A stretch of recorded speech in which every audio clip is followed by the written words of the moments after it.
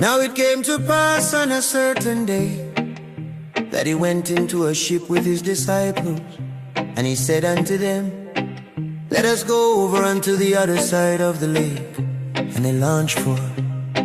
But as they sailed, he fell asleep, and there came down a storm of wind on the lake, and they were filled with water and were in jeopardy. And they came to him and awoke him, saying, Master, Master, we perish. Then he arose and rebuked the wind and the raging of the water, and they ceased, and there was a calm. And he said unto them, where is your faith? And they being afraid wondered, saying one to another, what manner of man is this? For he commandeth even the winds and water, and they obey him. And they arrived at the country of the Gadarenes, which is over against Galilee. And when he went forth to land, there met him out of the city a certain man, which had devils long time, and wear no clothes, neither abode in any house, but in the tombs. When he saw Jesus, he cried out and fell down before him, and with a loud voice said, what have I to do with thee, Jesus, thou Son of God Most High? I beseech thee, torment me not. For he had come under the unclean spirit to come out of the man. For oftentimes it had caught him, and he was kept bound with chains and in fetters, and he brake the bonds, and was driven of the devil into the wilderness. And Jesus asked him, saying, what is thy name? And he said, Legion, because many devils were entered into him. And they besought him that he would not command them to go out into the deep. And there was there an herd of many swine feeding on the mountain, and they besought him that he would suffer them to enter into them, and he suffered them. Then went the devils out of the man, and entered into the swan.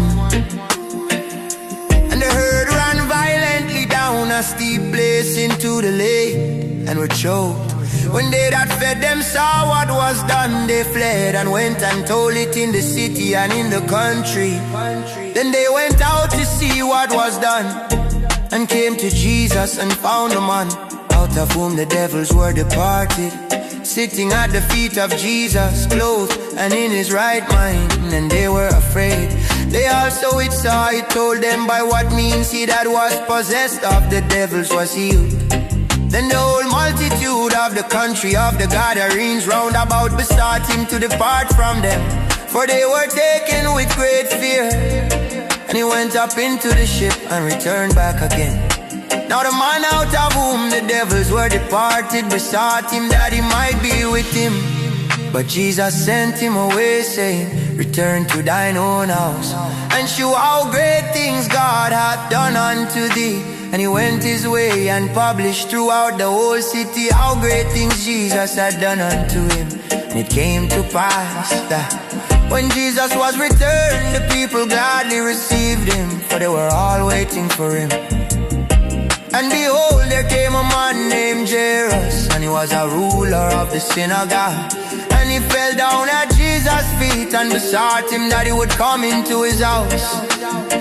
For he had one only daughter, about 12 years of age, and she lay a-dying. But as he went, the people thronged him, and a woman having an issue of blood 12 years, which had spent all her living upon physicians, neither could be healed of any, came behind him and touched the border of his garment. And immediately her issue of blood stanched. And Jesus said, who touched me? When all denied, Peter and they that were with him said, Master, the multitude throng thee and press thee, and sayest thou, who touched me? And Jesus said, somebody had touched me, for I perceive that virtue is gone out of me. And when the woman saw that she was not healed, she came trembling and falling down before him. She declared unto him before all the people for what cause she had touched him, and how she was healed immediately. And he said unto her, daughter, be of good comfort, thy faith hath made thee whole, go in peace. While he yet spake, there cometh one from the ruler of the synagogue's house, saying to him, thy daughter is dead. trouble, not the master. But when Jesus heard it, he answered him, saying, fear not, believe only, and she shall be made whole. And when he came into the house, he suffered no man to go in, save Peter and James and John, and the father and the mother of the maiden. And all wept and bewailed her, but he said, weep not, she is not dead, but sleeping. And they laughed him to scorn, knowing that she was dead. And he put them all out and took her by the hand and called, saying, Maid, arise. And her spirit came again, and she arose straightway. And he commanded to give her meat. And her parents were astonished, but he charged them that they should tell no man what was done.